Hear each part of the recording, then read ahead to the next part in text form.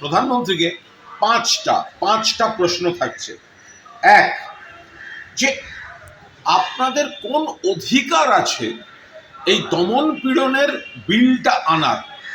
এই যে বিলটা এনেছেন, অমুক শাস্তি তমুক শাস্তি, আপনাদের কি অধিকার আছে যেখানে আপনাদের নেতারাই অভিযোগে অভিযুক্ত? 2 নম্বর হচ্ছে, যদি আপনারা এইভাবে ভোটার লিস্টকে ভুয়ো বলেন, তাহলে তার উপর দাঁড়িয়ে নির্বাচিত হয়ে আছেন কিন্তু প্রধানমন্ত্রী আপনি নিজে এবং আপনার সরকার। তাই আগে ভোটার লিস্টের স্বার্থে আপনারা ইস্তফা দিন, লোকসভা ডিসলভ করে দিন। 3 নম্বর প্রশ্ন, আপনারা কি দিল্লি যা বলছে, আপনাদের নেতারা যা বলছে, দিল্লি পুলিশ যা বলছে, বাংলাদেশি মানে তারাই হচ্ছে বাংলা ল্যাঙ্গুয়েজ, বাংলা ল্যাঙ্গুয়েজ মানে বাংলাদেশি ল্যাঙ্গুয়েজ, বাংলা ভাষাকে এত বড় অপমান আপনারা সাপোর্ট করেন, আপনারা মনে করেন?